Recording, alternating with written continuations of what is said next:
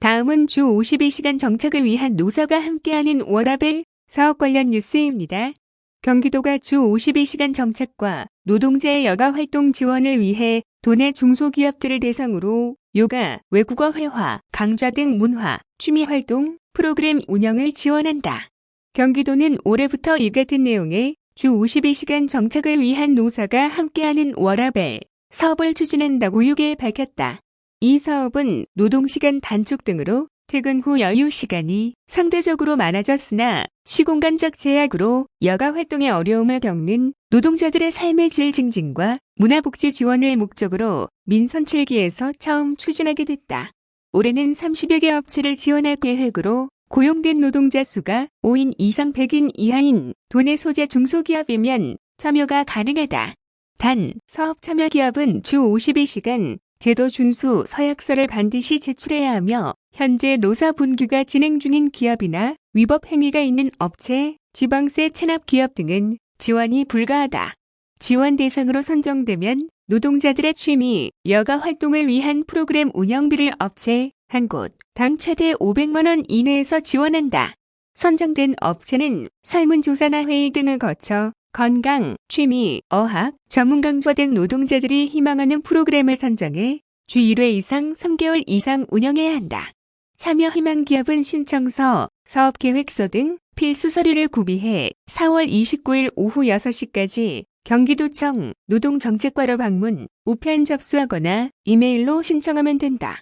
도는 심의위원회를 통해 사업계획 타당성, 효과성, 예산 편성적 정성 등을 심사해 최종 지원 기업을 선정할 계획이며 선정 기업들을 대상으로 컨설팅, 중간 점검, 워크숍 등을 열어 원활한 프로그램 운영을 도모할 계획이다. 손일권 노동정책과장은 이 사업은 노동자들이 직장 또는 직장과 가까운 곳에서 퇴근 후 시간을 문화, 취미 활동을 향유할 수 있게 하는데 목적을 뒀다며 노사가 협력해 주 52시간 제도를 정착하고 노동자들의 삶의 질을 향상시킬 수 있는 사업을 지속 발굴해 나갈 것이라고 밝혔다. 신청 조건 및 서식 등 자세한 사항은 경기도청 홈페이지를 통해서 확인하거나 경기도청 노동정책과로 문의하면 된다. 체납세금을 납부하지 않는 세꾸라지 상습 체납자의 재산 은닉 꼼수가 날이 갈수록 교묘해지고 있지만 경기도광역체납팀 앞에서는 번번이 무용지물이 되고 만다. 상습 체납자에 대한 징수 사례를 통해 활약상을 살펴보았다. 지난해 4월 경기도광역체납팀이 체납액 징수를 위해 가평군에 사는 상습 체납자 A씨의 자택을 방문했다. 하지만 별다른 압류 물건이 없어 발길을 돌리려는 순간 때마침 A씨 집 앞에 주차된 외제차 한 대가 눈에 띄었고 운전대 앞을 본 순간 A씨 아내의 명함이 놓여 있었다. 광역체납팀은 이에 연락을 통해 A씨 부부와 연락이 닿았고 개문을 요청했다. 그러나 A씨 부부는 차 열쇠가 없다며 개문을 거부했고 1시간 정도의 승강의 끝에 결국 문을 열었다. 체납팀이 차량을 수색하던 중 트렁크에서 보자기가 발견됐고 보자기 안에서는 금반지, 금팔찌 등 각종 귀금속이 쏟아져 나왔다. A씨가 가택 수색을 예상하고 트렁크에 숨겨놓았던 것이다. 광역체납팀은 이들의 보석을 압류했고 공매를 통해 9년간 밀려있던 A씨의 체납액 2,800만 원을 징수했다. 위장 근저당으로 의심되는 사례도 있다. 경기도 양주시에 사는 상습 체납자 B씨는 2012년부터 최근까지 12건에 대한 지방세 1,100만 원을 체납했다. 그러나 땡전 한 푼 없다며 버티던 B씨는 지인 C씨에게 2015년 서울시 종로구 평창동 토지 구입 자금 2억 1천만 원을 빌려주는 명분으로 해당 토지의 근저당권을 설정했다. 납부할 능력이 있었음에도 체납세금을 납부하지 않으면서 지인에게는 돈을 빌려줬던 것이다. 이렇게 제3자 명의로 부동산을 취득한 뒤 근저당권을 설정하는 것은 고액 체납자들이 종종 이용하는 재산은닉 수법이다. 일반적인 부동산의 경우 징수기관에서 압류 후에 공매를 진행할 수 있지만 제3자의 부동산은 이 같은 압류 처분이 불가능하기 때문이다. 다만 근저당권은 압류가 가능해 C씨 명의의 부동산에 대한 경 공매가 진행될 때 체납자인 B씨에게 배분되는 배당금 중 체납세금을 우선 징수할 수 있다. 체납자의 은행 대여금고 강제 개봉을 통해 징수한 사례도 있었다. 대여금고란 화폐, 유가증권, 귀금속 등 귀중품을 안전하게 보관하기 위해 은행으로부터 빌려 쓰는 고객 전용 소형 금고이다. 광역체납팀은 5년간 1,300만 원을 체납하고 있던 상습 체납자 D씨가 서울 압구정동 소재 은행의 VIP실에 설치된 대여금고를 가지고 있는 것을 포착 해당 은행의 협조를 얻어 강제 개봉을 통해 1만 원짜리 지폐 100장과 수천만 원의 보석을 압류했다. 체납자가 최후의 은닉 수단으로 삼았던 대여금고마저 경기도 광역체납팀의 그물망을 벗어나지 못한 것이다. 이익한 경기도 조세정의 과장은 세금은 공정하게 걷어 국민을 위해 쓰는 것이 원칙이다.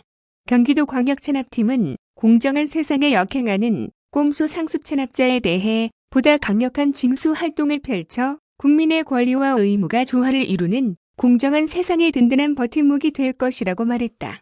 한편 경기도 광역체납팀은 작년 민선 7기 조직중원을 바탕으로 시, 군 협업을 강화해 고액 체납자 1만 213명에 대한 실태조사를 실시했으며 가택소색, 금융재산 압류 등을 통해 4,308명으로부터 총 1,014억 원을 징수했다. 다음은 건설공사장 안전 및 품질관리 실태 감찰 관련 뉴스입니다. 건설공사 현장에서 안전난간들을 설치하지 않고 작업하거나 실내 위험물을 보관하는 등 안전관리 규정을 위반한 사업장이 경기도에 대거 적발됐다. 경기도는 건설공사장 안전무시 관행을 근절하기 위해 지난해 8에서 12월 도내 11개 시군 22개 건설공사장에 대한 안전감찰을 실시, 총 100건의 안전관리 위법 사항을 적발했다고 6일 밝혔다. 주요 적발 내용은 시험성 적서 위반조 3건, 방화 및 주요 구조재 품질관리 규정 위반 15건, 가설안전시설물 설치 규정 위반 26건, 위험물 관리 규정 위반 21건, 건설장비 사용 규정 위반 16건, 임시소방시설 설치 규정 위반 7건, 도면, 시방서와 다른 시공 5건 및 기타 7건이다. A 공사장의 경우 지하옹벽 균열로 구조물 내부의 물이 새 구조물의 강도나 내구성 저하가 우려되는데도 전문업체를 통한 구조안전 진단 등 근본적인 대책을 마련하지 않고 방치하다 적발됐다. 또 B 공사장은 바닥구조 체인데크 플레이트를 시공하면서 광급제조라는 이유로 해당 자재에 대한 별도의 구조 설계나 서류 검토를 하지 않고 공사를 진행했다.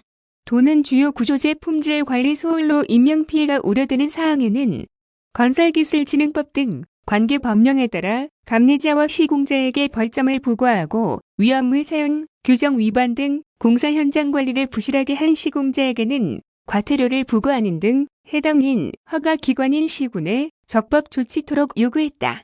또 시험성적 서위, 변 조건은 경찰에 수사 의뢰토록 하고 건설장비 사용 규정 위반 사항은 고용노동부에 해당 사실을 통보했다.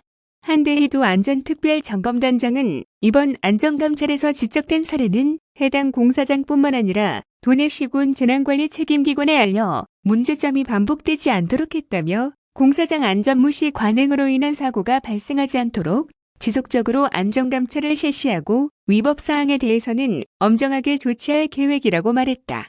한편 한국산업안전보건공단에 따르면 건설공사 현장에서 부주의, 안전관리 규정 미준수, 안전관리계획 미이행 등 안전관리 무시 관행으로 인한 사망자 수는 2018년 기준 전국 485명이며 이 중 경기도는 126명으로 나타났다.